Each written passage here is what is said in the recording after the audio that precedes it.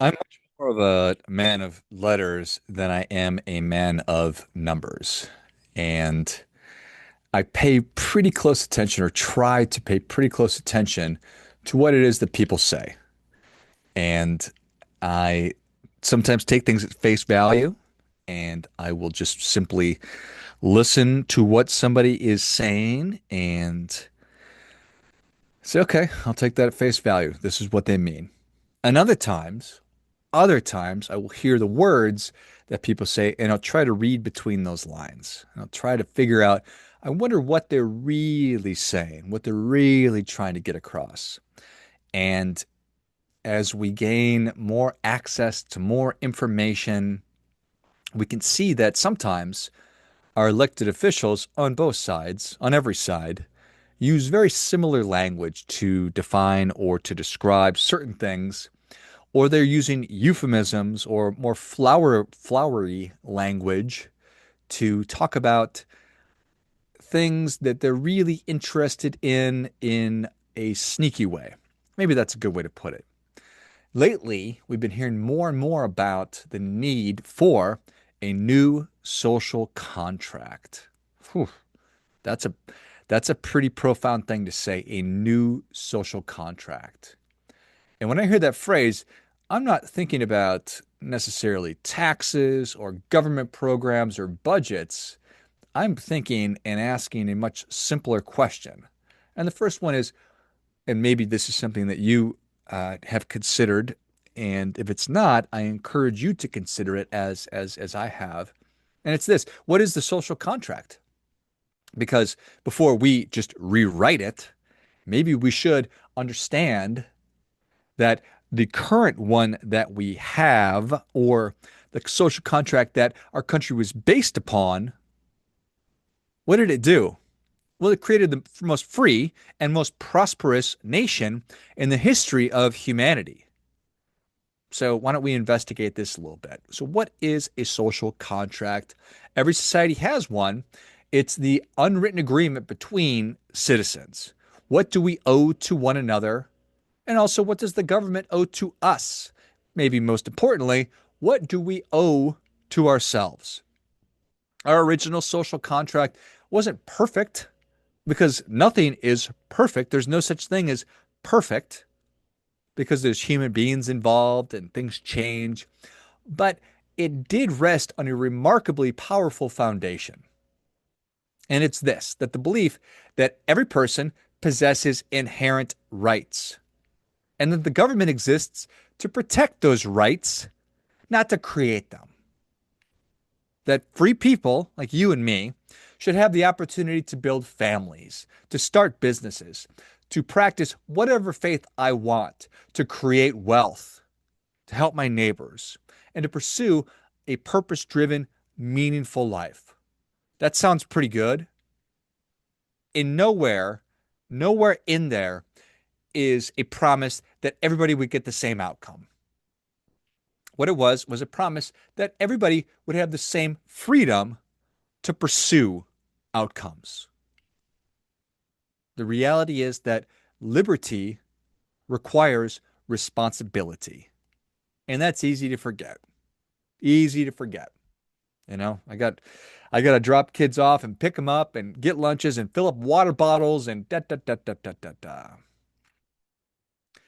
And freedom isn't free simply because we have soldiers out there defending it.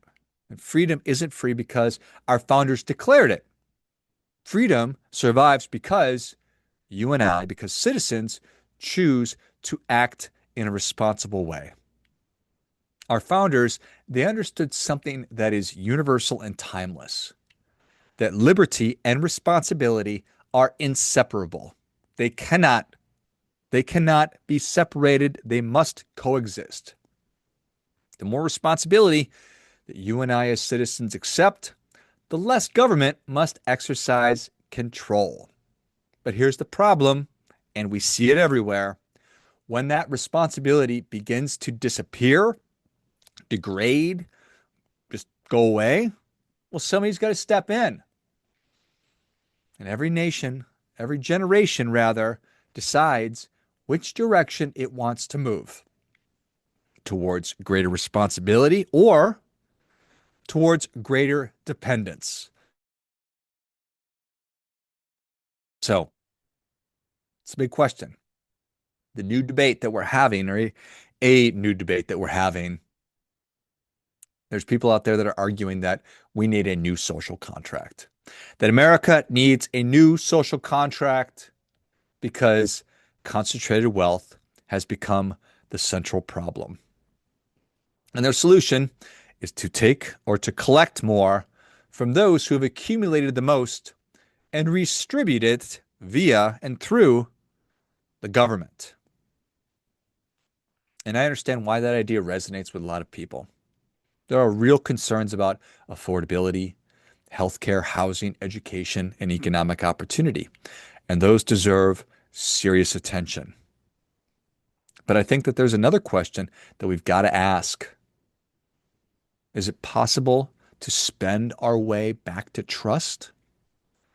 Because every dollar that we collect has to pass through institutions, institutions that are run by people, people who are just as capable of making mistakes and wasting resources or acting in their own self-interest as everybody does. So if stewardship is weak, more money isn't going to create better outcomes. It's simply going to create much bigger inefficiencies, more waste, maybe more fraud even. America doesn't have a money problem. I don't believe America's greatest problem is a shortage of money. We remain one of the wealthiest nations in history. I think our greatest shortage right now is of stewardship. Stewardship of institutions, stewardship of communities, stewardship of families, stewardship of businesses, stewardship of ourselves. And money, what that does is amplify stewardship, doesn't replace it. If we aren't good stewards of a little, history suggests we're certainly not going to become good stewards of a lot. I think that the American social contract worked best when responsibility flowed upward, not downward. I am responsible for myself. You are responsible for yourself. Families care for families. Neighbors care for neighbors. Communities solve local problems. States solve regional problems. The federal government handles what only the nation can handle. Not because government is inherently bad, but because human flourishing grows closest to where people actually live. Strong communities build strong states. Strong states build a strong nation. Trying to reverse that order, reimagine it, or deconstruct it, it's not going to produce lasting results. Here's where I think that we lost our way. We started believing that the social contract is primarily about money.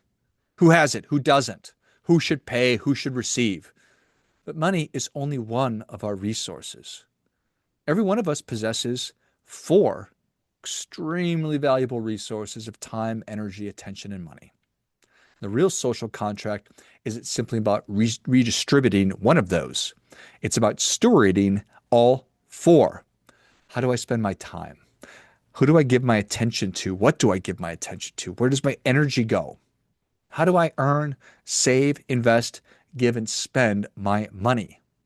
These questions shape our lives. They shape our families, then our neighborhoods, then our communities, then our country. Societies don't just magically become good stewards. They don't just magically become responsible. Human beings do. Individuals do. It's a ground up deal. If we really want to renew America, let's begin where every lasting renewal has always begun. Not in Washington, not in Sacramento, not in a boardroom, not on Facebook. Let's begin with ourselves. Let's become people who honor our commitments, people who tell the truth, people who work hard, people who care for our families and our communities, people who are trustworthy. people who create value, people who serve others, who steward their most valuable resources with wisdom and with purpose, because that's what responsible actors do. So, if somebody asks me whether America needs a new social contract, my answer is yes. Probably not the one that they're talking about. I think we need a new social contract built on liberty, strengthened by virtue, sustained by responsibility, and lived through stewardship. Not because government demands it, because free people choose it. Because every great nation is built exactly the same way. From the ground up, one family, one neighborhood, one community, one responsible citizen at a time, one good decision at a time. Our future, the future of America, won't ultimately be decided by how much money changes hands. It'll be decided by how millions of Americans choose to steward the resources already in their hands. Their time, their attention, their energy, their money. Your time, your attention, your energy, your money. Because that's where every meaningful life begins, and that's where every meaningful nation begins. What we're really talking about is doing your part by doing your best.